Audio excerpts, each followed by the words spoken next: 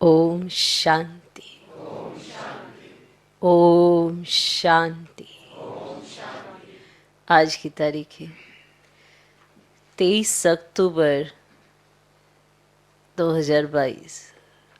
अव्यक्त महावाक्य, अव्यक्त पाप दादा रिवाइज कोर्स की मुरली, जिसकी ओरिजिनल डेट है 13 अक्टूबर 1992।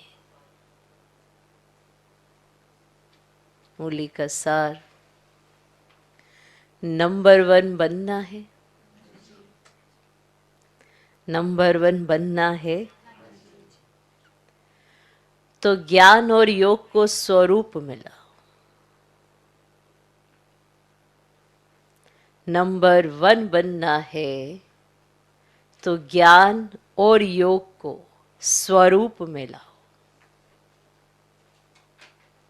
आज सत शिक्षक अपनी श्रेष्ठ शिक्षा धारण करने वाले गॉडली स्टूडेंट को देख रहे हैं कि हर एक ईश्वरीय विद्यार्थी ने इस ईश्वरीय शिक्षा को कहां तक धारण किया है।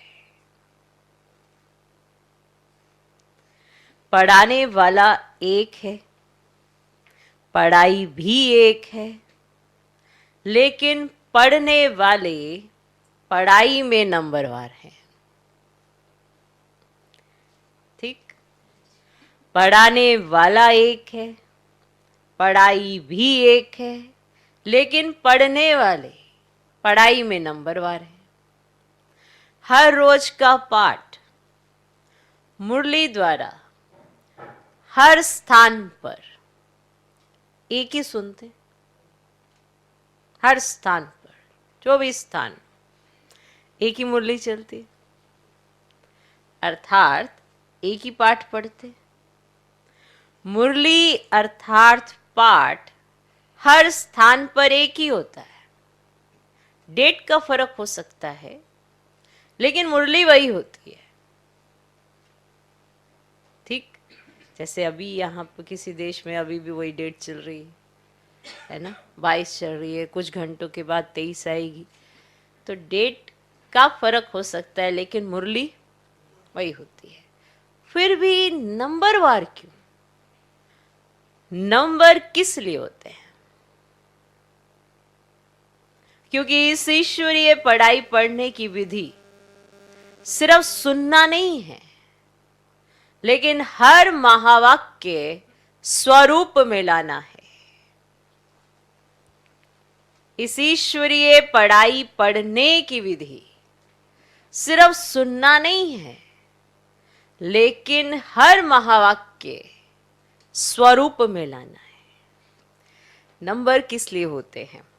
क्योंकि इस ईश्वरीय पढ़ाई पढ़ने की विधि सिर्फ सुनना नहीं है। ये पॉइंट बहुत विशेष है कि ये जो आपकी पढ़ाई है, ये सिर्फ सुनने के लिए नहीं बैठे हो। जैसे और सत्संगों में सिर्फ सुनने चले गए, सोचा कि हमारा भाग्य बन गया कि हमने सिर्फ सुन लिया। तो ये पढ़ाई सिर्फ सुनना नहीं है, लेकिन हर महावाक्य स्वरूप में लाना है। तो सुनना सबका एक जैसा है, माना एक ही चीज सुन रहे हो, सबके कान में एक ही बात जा रही है, लेकिन स्वरूप बनने में नंबरवार हो जाते हैं। लक्ष्य सभी का एक ही रहता है कि मैं नंबर 1 बनूं। यही रहता है कि मैं नंबर 1 बनूं, ऐसा लक्ष्य है ना।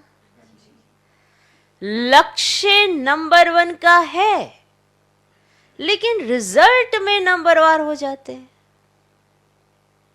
क्योंकि लक्ष्य को लक्षण में लाना, इसमें लक्ष्य और लक्षण में फर्क पड़ जाता है। क्लियर?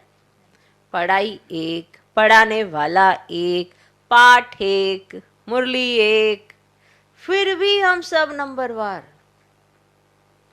कभी बहुत गहन चिंतन करना इस पे कि माना हमें समझानी एक समान मिलती है, फिर भी हम समझते नंबरवार हैं।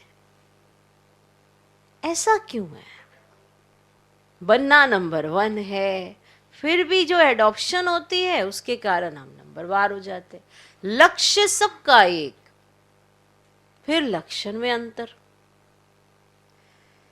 फर्क पड़ जाता है। इस पढ़ाई में सब्जेक्ट भी ज्यादा नहीं है। मानो कोई और पढ़ाई करने जाओ 10-12 तो सब्जेक्ट ही होते हैं उसके, नहीं, फिर उसके पीरियड्स लगेंगे, फिर उसके आधार पर फिर अलग अलग टीचर्स होगा, फिर उसको स्मृति में लाओ, फिर उसको स्मृति में, इतने सारे तो सब्जेक्ट्स होते हैं। और इस पढ़ाई में सब्जेक्ट भी ज़्यादा नहीं है। 4 सब्जेक्ट को धारण करना इसमें मुश्किल क्या है? और चारों ही सब्जेक्ट का 1-2 के साथ संबंध है। अगर एक सब्जेक्ट ज्ञान संपूर्ण विधि पूर्वक धारण कर लो, ज्ञान को अगर संपूर्ण विधि पूर्वक धारण कर लो, अर्थात ज्ञान के एक एक शब्द को स्वरूप में लाओ, तो ज्ञान है ही मुख्य 2 शब्दों का, जिसको रचयिता और रचना व अलफ और बे कहते हो। आ गई रचयिता बाप की समझ? आ गई, आ गई, आ गई कि कौन है बाबा, कौन है अलफ, कौन है बे, कौन है, समझ आ गई? ओके, तो रचयिता बाप की समझ आ गई, अर्थात परमात्म परिचय संबंध स्पष्ट हो गया। ऐसे ही है। और रचना अर्थात पहली रचना मैं श्रेष्ठ आत्मा हूं, और दूसरा मुझ आत्मा का इस बेहद की रचना अर्थात बेहद के ड्रामा में सारे कल्प में क्या क्या पार्ट है, ये सारा ज्ञान तो सभी को है ना, है ना।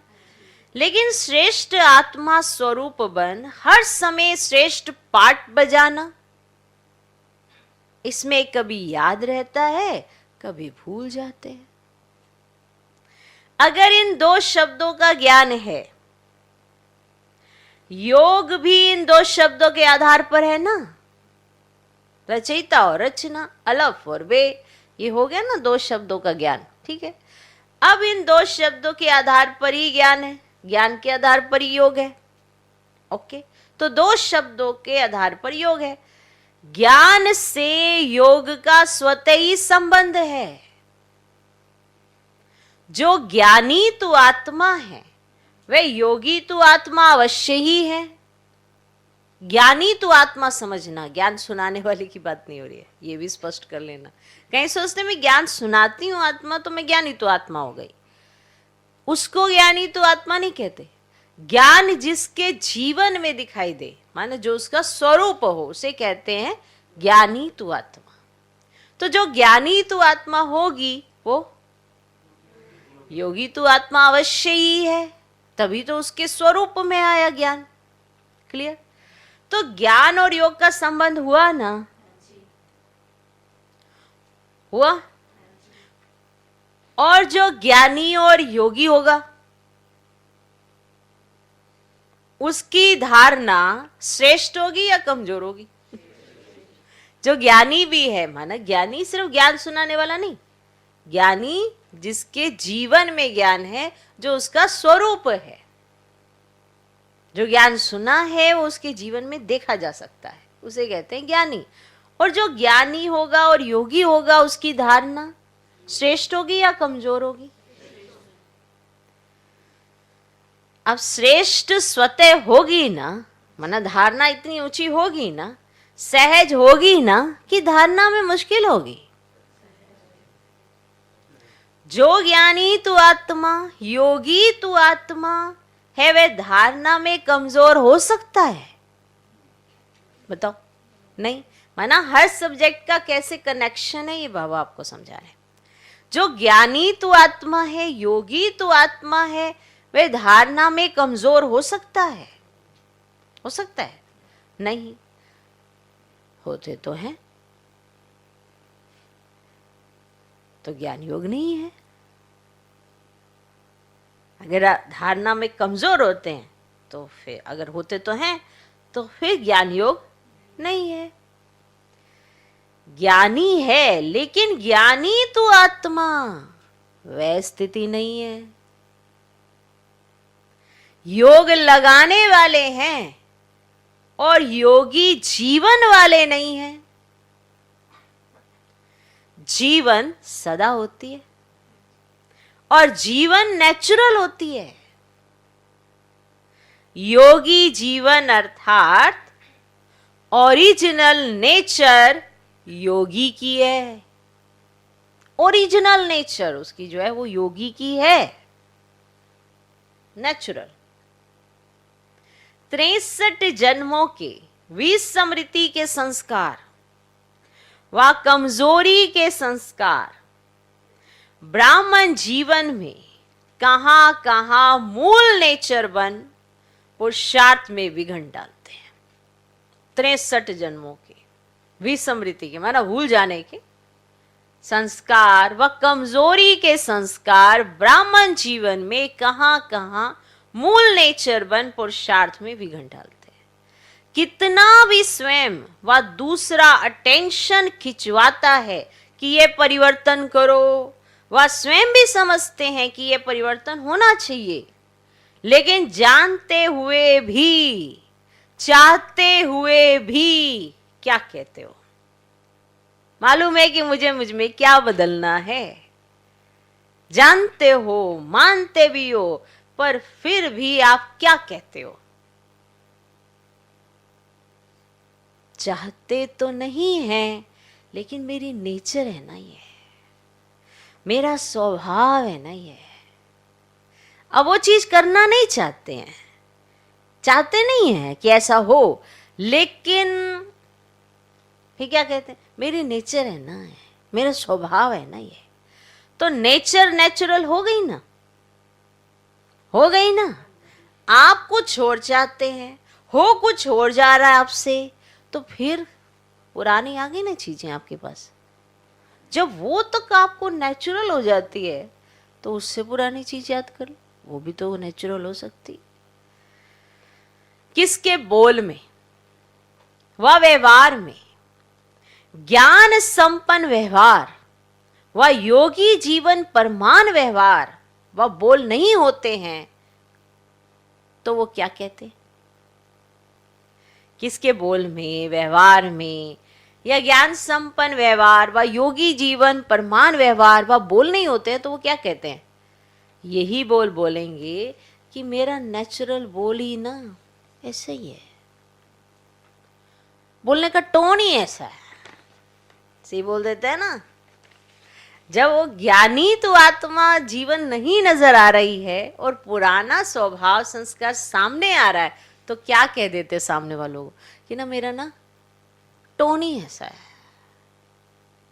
मेरे बोलने का टोन जो है ना वो ऐसे ही है। वह कहेंगे मेरी चाल चलन ही ऑफिशियल व गंभीर है। नाम अच्छे बोलते हैं, जोश नहीं है, लेकिन ऑफिशियल है। जो चाहते भी समझते भी नेचर नेचुरल वर्क करती रहती है, उसमें मेहनत नहीं करनी पड़ती है। ऐसे जो ज्ञानी जीवन व योगी जीवन में रहते हैं, अगर आपको सोचो जो 63 जन्म की ये वाली चीजें आप कहते हो ये हो जाती हैं हमसे, तो अगर आप ज्ञानी जीवन और योगी जीवन वाले हो, तो ज्ञान और योग संपन्न हर कर्म नेचुरल होते, अर्थात ज्ञान और योग यही उनकी नेचर बन जाती है। नेचर ही वैसी बन जाती है उनकी जिसमें ज्ञान और योग हो। और नेचर बनने के कारण श्रेष्ठ कर्म, युक्ति युक्त कर्म नेचुरल होते रहते हैं। उनसे श्रेष्ठ कर्म भी होते हैं और युक्ति युक्त कर्म भी हो जाते हैं, नेचुरल, मेहनत नहीं लगती उनको। तो समझा, नेचर नेचुरल बना देती है। माना अब आप देखिए, अगर आपका जीवन ज्ञान योग वाला है तो वो भी आपकी नेचर बन सकती है, लेकिन अगर आप पुराने स्वभाव संस्कार को लेके चलते हो तो वो भी आप कैसे अपने आप को बचाते हो कि हाँ मेरी नेचर है ना ऐसी, मेरी टोन है ना ऐसी। कोई कह रहा है आपकी आवाज इतनी तेज, ऐसा लगता है कि कोई लड़ रहा है। वो तो मेरी तो टोन ही ऐसी है। मैं तो बात ही ऐसी करती हूँ, या मैं तो बात ही ऐसा करता हूँ। ज्ञान युक्त नहीं है, योग युक्त नहीं है, तो हम ऐसे ही चला दें। तो बात बता रहे हैं कि हमारी ना नेचर बन गई है कि हम इजी टू वो ऐसे हो गए हैं, लेकिन उसमें ज्ञान योग नहीं है। अब ज्ञान योग नहीं है, व्यवहार भी फिर वैसे हैं, और फिर अगर हमें कोई टोक देता है, रोक देता है, या कुछ ऐसा हो जाता है, तो हमको लगता है कि अरे ये क्या है, ये तो मेरा मूल संस्कार है, मेरा तो ऐसे ही है। लेकिन ज्ञान योग वाला मूल नेचर बन जाए तो इसको कहा जाता है ज्ञानी जीवन, योगी जीवन वाला। फिर आपको किसी को नहीं कहना पड़ेगा कि मेरी टोन ऐसी है। आप अपनी नेचर देखिए कि हम बाप समान बन रहे हैं या नहीं बन रहे हैं। हमें बनना तो बाप समान है ना, तो ज्ञानी जीवन वाले और योगी जीवन वाले बनना है, तो ये नेचुरल नेचर बन जाए। तो बाबा ने इसीलिए बताया कि 63 जन्म में भी इतना कुछ किया कि वो आज भी नेचुरल हो जाता है आपसे, उसके लिए आपको मेहनत नहीं करनी पड़ती है। तो फिर आप क्यों समझते हो कि ज्ञानी और योगी बनने में मेहनत करनी पड़ेगी, कि अगर आपने उसे नेचर नहीं बनाया तो मेहनत लगेगी ना, ऐसी क्यों मेहनत लगेगी। ओके, ज्ञानी सभी हो, योगी सभी हो, लेकिन अंतर क्या है। एक है ज्ञान सुनने सुनाने वाले, यथाशक्ति जीवन में लाने वाले। दूसरे हैं ज्ञान और योग को हर समय अपने जीवन की नेचर बनाने वाले। ये बहुत विशेष पॉइंट है। अंतर क्या है, माना ज्ञान भी सभी सुनाते हैं, योग भी सभी लगाते हैं, अंतर क्या है। एक है ज्ञान सुनने सुनाने वाले, यथाशक्ति जीवन में लाने वाले। दूसरे हैं ज्ञान और योग को हर समय अपने जीवन की नेचर बनाने वाले। विद्यार्थी सभी हो, लेकिन यह अंतर होने के कारण नंबरवार बन जाते हैं। जिसकी नेचर ही ज्ञानी योगी की होगी, उसकी धारणा भी नेचुरल होगी। उन्हें उसे मेहनत नहीं करनी पड़ी, आज मुझे ये करना, आज मुझे ये करना, आज मुझे ऐसा रहना, आज मुझे ऐसा रहना, आज मुझे ऐसा रहना। वो उसकी नेचर है, नेचुरल ही होगी जिसका ज्ञानी योगी जीवन होगा। नेचुरल स्वभाव संस्कार ही धारणा स्वरूप होंगे। नेचुरल होगा, उसको अपने पर बार बार अटेंशन खिंचवा के कि मैं ये करूं, आज मैं मीठा रहूं, आज मैं ऐसा रहूं, आज मैं गंभीर रहूं, आज मैं ऐसा रहूं, ये नहीं करने की जरूरत है उसको। नेचुरल स्वभाव संस्कार ही धारणा स्वरूप होंगे। बार बार पुरुषार्थ नहीं करना पड़ेगा कि इस गुण को धारण करूं, उस गुण को धारण करूं। लेकिन पहले फाउंडेशन के समय ही ज्ञान योग और धारणा को अपनी जीवन बना दी। इसीलिए ये तीनों सब्जेक्ट ऐसी आत्मा की स्वतः और स्वाभाविक अनुभूतियां बन जाती हैं। ये बहुत विशेष बात है, सच में ऐसा ही होता है। उसको नहीं मेहनत करनी पड़ती, बाकी सब मेहनत कर रहे होते हैं, लेकिन जिसके जीवन में ज्ञान योग होता है उसे किसी चीज की मेहनत नहीं लग सकती है, क्योंकि उसकी धारणा योग युक्त और ज्ञानी होने के कारण नेचुरल हो गई है। उसे बार बार अपने को ठोकना नहीं पड़ा है, आज मैं शांत रहूंगी, आज मैं नम्रता वाला गुण धारण करूंगी, आज मैं हर्षित मुक्ता रहूंगी, आज मैं कौन सा लूं, आज मैं नम्रता ले लेती हूँ, आज मैं धैर्यता ले लेती हूँ, आज मेरा पूरा दिन धैर्यता का चलेगा, देखना इस पे बड़े पेपर आएंगे, मेरी धैर्यता की बड़ी परीक्षा ली जाएगी। तो एक एक गुण आपने ऐसे ऐसे धारण करना, ये उनके लिए जो ABCD सीख रहे होते हैं। अब तो हमारा ज्ञान योग नेचुरल होने से हमारी धारणाएं भी नेचुरल याद रहनी चाहिए। क्लियर। तो आज मैं इस गुण को धारण करूं, आज उस गुण को धारण करूं, लेकिन पहले फाउंडेशन के समय ही ज्ञान योग और धारणा को अपनी जीवन बना दी। इसीलिए ये तीनों सब्जेक्ट ऐसी आत्मा की स्वतः और स्वाभाविक अनुभूतियां बन जाती हैं। इसलिए ऐसी आत्माओं को सहज योगी, सहज ज्ञानी, सहज धारणा मूर्त कहा जाता है। सहज योगी, सहज ज्ञानी, सहज धारणा मुहूर्त कहा जाता है। तीनों सब्जेक्ट का कनेक्शन है, ज्ञान योग धारणा, तीनों सब्जेक्ट का कनेक्शन है। और जिसके पास इतनी अनुभूतियों का खजाना संपन्न होगा, ऐसी संपन्न मूर्तियां स्वतः ही मास्टर दाता बन जाती। जिसके पास खुद इतना भरा हुआ होता है वही तो दूसरे को देता है। जिसके पास खुद ही खाली है, अरे भैया मेरे गिलास में ही थोड़ा, तुझे क्या दूं? नहीं, मेरा ही पैमाना इतना कम है, अब मैं तुझे भी दूं, खुद भी ना संतुष्ट हूं, इसलिए मैं ही ले लेता हूं, चलो छोड़ो। नहीं, अगर उसके पास खुद में इतना होगा तभी तो दूसरे को बांटेगा, तो वो मास्टर दाता बन जाता। दाता अर्थात सेवाधारी। दाता देने के बिना रह नहीं सकता। दातापन के संस्कार से स्वतः ही सेवा का सब्जेक्ट प्रैक्टिकल में सहज हो जाता है। ये जो दातापन का संस्कार है, ये जब इमर्ज हो जाता है तो स्वतः ही सेवा का सब्जेक्ट प्रैक्टिकल में सहज हो जाता है। तो चारों का ही संबंध हुआ ना, ज्ञान योग धारणा सेवा, हुआ ना चारों का संबंध एक दूसरे से। कोई कहे कि मेरे में ज्ञान तो अच्छा है लेकिन धारणा में कमी है, तो उसको ज्ञानी कहा जाएगा। ज्ञान तो दूसरों को भी देते हो ना, है तब तो देते हो। एक है समझना, दूसरा है स्वरूप में लाना। एक आपने समझ लिया ज्ञान को, ऐसे है, सृष्टि चक्र ऐसे है, इतने युग होते हैं, ये है, आपने समझ लिया, चलो ठीक है ऐसे ऐसे होता है। एक है उसको स्वरूप में लाना। समझने में तो सभी होशियार हैं, समझाने में भी सभी होशियार हैं। अभी बैठा दो किसी के साथ कि आप इन्हें ना थोड़ा गाइड करना, ओ हो ऐसे पॉइंट आएंगे ना, वो खुद भी हैरान होते, अरे तेरे अंदर इतने पॉइंट है। ये उन्हीं को लगता है, अरे इतने सारे पॉइंट कहाँ से आ रहे हैं, अगर ये सारे मैं यूज कर लूँ तो मैं कितना बन जाऊंगी। फिर जैसे ज्ञान सुनाते ना, फिर अरे भैया इतने पॉइंट हो गए, और जो सुन रहे थे बड़ी ज्ञानी आत्मा है, और फिर जब उसके देखते हैं है नहीं है कुछ, तो प्रैक्टिकल भी तो जज किया जाता है ना सारी चीजें। इसीलिए आप अनसेटिस्फाई हो जाते हैं कि अरे नहीं, जब किसी के साथ बैठ के ज्ञान 7 days कोर्स कोई बच्चा भी दे देगा आज की डेट में।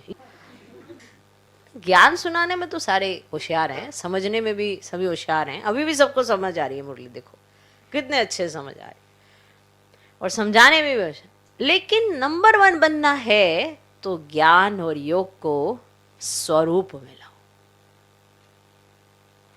फिर नंबर 1 नहीं होंगे लेकिन नंबर 1 होंगे। तो सुनाया कि आज सत शिक्षक अपने चारों ओर के ईश्वरीय विद्यार्थियों को देख रहे थे, तो क्या देखा? सभी नंबर 1 दिखाई दिए, वह नंबर 1 दिखाई दिए। क्या रिजल्ट होगी? वह समझते हो कि नंबर 1 तो एक ही होगा, हम तो नंबर 12 में ही आएंगे, ऐसे तो नहीं समझते हो गई। फर्स्ट डिवीजन में तो आ सकते हो ना, उसमें एक नहीं होता। फर्स्ट डिवीजन में कोई एक ही थोड़ा आता है, कहीं आते हैं। तो चेक करो, अगर बार बार किसी भी बात में स्थिति नीचे ऊपर होती है, अर्थात बार बार पुरुषार्थ में मेहनत करनी पड़ती है, इससे सिद्ध है क्या कि ज्ञान की मूल सब्जेक्ट के 2 शब्द रचता और रचना की पढ़ाई को स्वरूप में नहीं लाया है। जीवन में मूल संस्कार के रूप में व मूल नेचर के रूप में व सहज स्वभाव के रूप में नहीं लाया है। ब्राह्मण जीवन का नेचुरल स्वभाव संस्कार ही योगी जीवन, ज्ञानी जीवन है। जीवन अर्थात निरंतर, सदा। 8 घंटा जीवन है फिर 4 घंटा नहीं, ऐसा नहीं होता है कि 8 घंटे तो सांस ली 4 घंटे नहीं आई। निरंतर है ना जीवन, तो चल ही रहा है। आज 10 घंटे के योगी बने, आज 12 घंटे के योगी बने, आज 2 घंटे के योगी बने, वो योग लगाने वाले योगी हैं। योगी जीवन वाले योगी नहीं। जीवन माना निरंतर सदा चलेगी। विशेष संगठित रूप में इसीलिए बैठते हो कि सर्व के योग की शक्ति से वायुमंडल द्वारा कमजोर पुरुषार्थियों को और विश्व की सर्वात्माओं को योग शक्ति द्वारा परिवर्तन करें, इसीलिए बैठते हो। फिर से सुन लो, विशेष संगठित रूप में इसीलिए बैठते हो कि सर्व के योग की शक्ति से वायुमंडल द्वारा कमजोर पुरुषार्थियों को और विश्व की सर्वात्माओं को योग शक्ति द्वारा परिवर्तन करें, इसीलिए वह भी आवश्यक है। लेकिन इसीलिए योग में नहीं बैठते हो कि अपना ही टूटा हो और योग लगाते रहो। चलो योग करें संगठित रूप में क्योंकि मेरा लग नहीं रहा, कि अपना ही टूटा हुआ योग लगाते रहो। संगठित शक्ति यह भी सेवा के निमित्त है, लेकिन योग भट्टी इसीलिए नहीं रखते हो कि मेरा कनेक्शन फिर से जुट जाए। अगर कमजोर हो तो इसीलिए बैठते हो, और ज्ञानी माना योगी तू आत्मा हो तो मास्टर सर्वशक्तिवान बन, मास्टर विश्व कल्याणकारी बन, सर्व को सहयोग देने की सेवा करते हो। तो पढ़ाई अर्थात स्वरूप बनना। अच्छा, आज दीपावली मनाने आए हैं। मनाने का अर्थ क्या है? दीपावली में क्या करते हो? दीप जलाते हो। आजकल तो लाइट जलाते हैं। और लाइट पर कौन आते हैं? लाइट पे कौन आते हैं? परवाने। और परवाने की विशेषता क्या होती है? फिदा होना। तो दीपावली मनाने का अर्थ क्या हुआ? तो फिदा हो गए हो या आज होना है? हो गए हो या होना है? हो गए हैं तो दीपावली तो मना ली। फिर क्यों मनाते हो? जब फिदा हो गए तो दीपावली मना ली कि बीच बीच में चक्कर लगाने जाते हो? फिदा हो गए हैं लेकिन थोड़े पंख अभी हैं।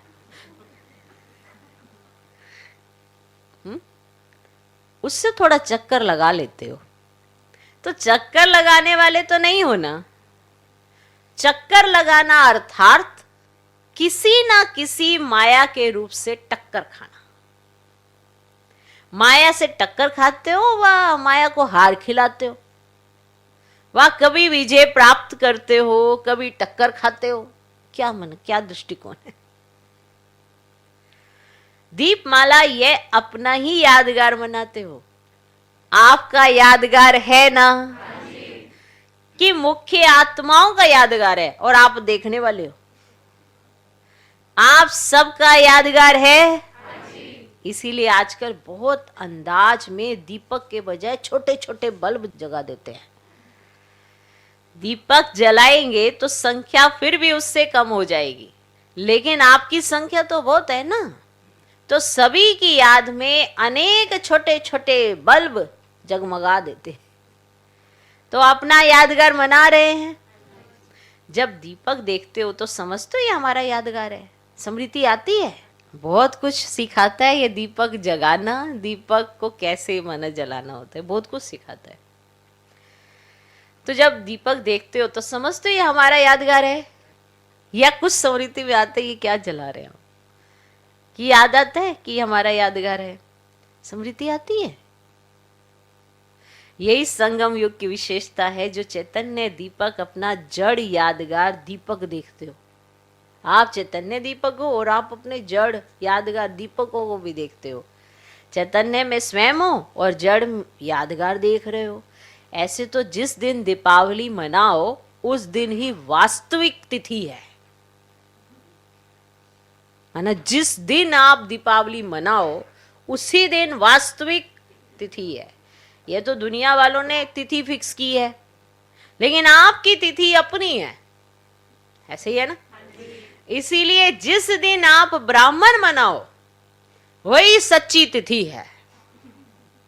इसलिए कोई भी तिथि फिक्स करते हैं तो किससे पूछते हैं? ब्राह्मणों से ही निकालते हैं ना। तो आज बाप दादा सभी देश विदेश के सदा जगे हुए दीपकों को दीपमाला की मुबारक दे रहे हैं, बधाई दे रहे हैं।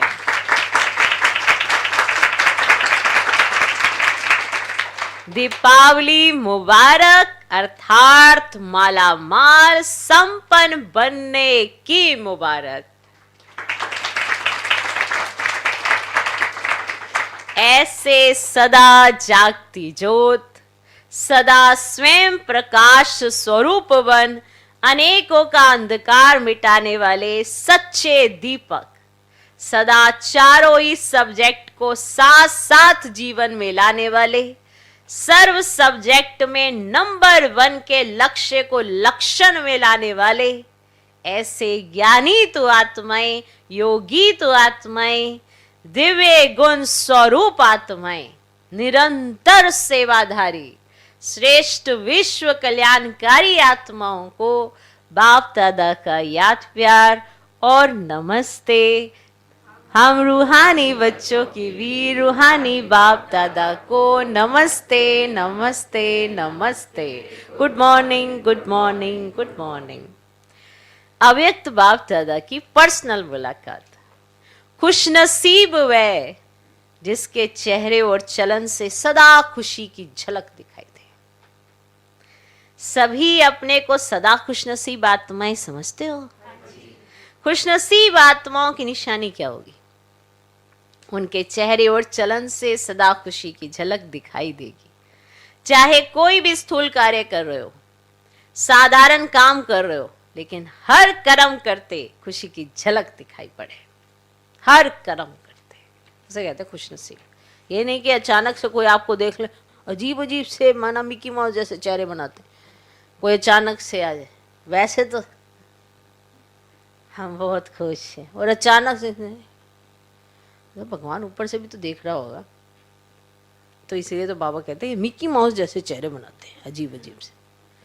माना आप अकेले में बैठे हो तो कैसा भी चेहरा चलेगा?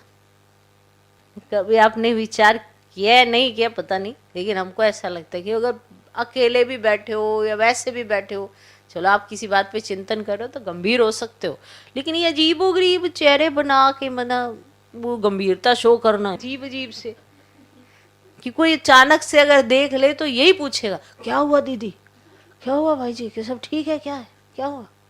नहीं नहीं ऐसे ही, मैं ऐसे ही हूँ मना। सोचो उसी समय आपकी कोई फोटो खींच ले, नहीं तो खुश नसीब माना वो कोई साधारण भी कर्म कर रहा हो तो भी उसे खुशी का चेहरा मना नजर आना चाहिए। तो चाहे कोई भी स्थूल कार्य कर रहे हो, साधारण काम कर रहे हो, लेकिन हर कर्म करते खुशी की झलक दिखाई पड़े, इसको कहते हैं निरंतर खुशी में मन नाचता रहे। ऐसे सदा रहते हो या कभी बहुत खुश रहते हो, कभी कम? खुशी का खजाना अपना खजाना हो गया, तो अपना खजाना सदा साथ रहेगा ना, या कभी कभी रहेगा? बाप के खजाने को अपना खजाना बनाया है या भूल जाता है अपना खजाना?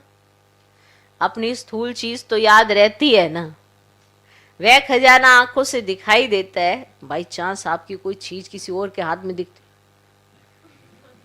अंदर तक घुस जाएंगे कि मेरे जैसी ही है इसके पास, चाहे वो परचेज करके ले आयो, पर जब तक उसके हाथ से लेके से देख नहीं लेंगे ना तसल्ली से नहीं, वहां से गायब भी है, पता नहीं मेरी ना उठा लियो इसने। तो अपनी स्थूल चीज पर कितना अटेंशन रहता है कि ये मेरी है, ठीक है? तो अपनी स्थूल चीज तो याद रहती है ना, वह खजाना आंखों से दिखाई देता है, लेकिन यह खजाना आंखों से नहीं दिखाई देता, दिल से अनुभव करते हो। तो अनुभव वाली बात कभी भूलती है क्या? तो सदा ये स्मृति में रखो कि हम खुशी के खजाने के मालिक हैं। जितना खजाना याद रहेगा उतना नशा रहेगा। तो ये रूहानी नशा औरों को भी अनुभव कराएगा कि इनके पास कुछ है, इनके पास कुछ है। माताओं को सारा समय क्या याद रहता है? सिर्फ बाप याद रहता है या और भी कुछ याद रहता है? वर्षे की तो खुशी दिखाई देगी ना, देगी ना। जब ब्राह्मण जीवन के लिए संसार ही एक बाप है तो संसार के सिवाय और क्या याद आएगा? सदा दिल से अपने श्रेष्ठ भाग्य के गीत गाते रहो। ऐसा श्रेष्ठ भाग्य सारे कल्प में प्राप्त होगा जो सारे कल्प में अभी प्राप्त होता है।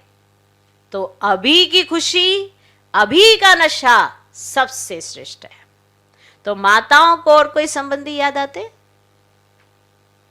कोई संबंध में नीचे ऊपर हो तो मोह जाता है। मोह सारा खत्म हो जाए। हो गया, हो गया, मोह सारा खत्म हो गया।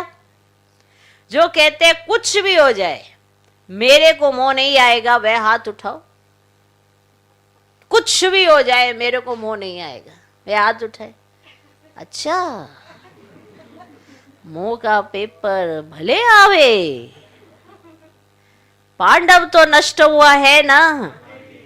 व्यवहार में कुछ ऊपर नीचे हो जाए फिर नष्ट हुआ है? मना व्यवहार किसी के साथ कर रहे हैं और फिर ऊपर नीचे हो जाए तो नष्ट हुआ है। अभी भी बीच बीच में माया पेपर तो लेती है ना, तो उसमें पास होते हो या जब माया आती है तब थोड़े ढीले हो जाते हो? तो सदा खुशी के गीत गाते रहो। समझा? कुछ भी चला जाए लेकिन खुशी नहीं जाए। देखो, जो आज मिला वो कभी नहीं मिलेगा। तो आपसे बाबा क्या चाहता है? आपकी खुशी। आप वो नहीं दिखा सकते। कुछ भी चला जाए लेकिन खुशी नहीं जाए। चाहे किसी भी रूप में माया आए लेकिन खुशी ना जाए। ऐसे खुश रहने वाले ही सदा खुश नसीब है। अच्छा, अभी आंध्रा और कर्नाटक वालों को कौन सी कमाल करनी है? ऐसी कोई भी आत्मा वंचित नहीं रह जाए। हर एक को संदेश देना है। जहां भी रहते हो सर्व आत्माओं को संदेश मिलना चाहिए। जितना संदेश देंगे उतनी खुशी बढ़ती जाएगी। अच्छा, आज का वरदान, उमंग उत्साह के आधार पर सदा उड़ती कला का अनुभव करने वाले हिम्मतवान भव। उमंग उत्साह के आधार पर सदा उड़ती कला का अनुभव करने वाले हिम्मतवान भव। उड़ती कला का अनुभव करने के लिए हिम्मत और उमंग उत्साह के पंख चाहिए। किसी भी कार्य में सफलता प्राप्त करने के लिए उमंग उत्साह बहुत जरूरी है। किसी भी कार्य में अगर आपको सफलता चाहिए तो उसके लिए उमंग उत्साह बहुत जरूरी है। अगर उमंग उत्साह नहीं तो कार्य सफल नहीं हो, कभी सफल नहीं हो सकता कार्य।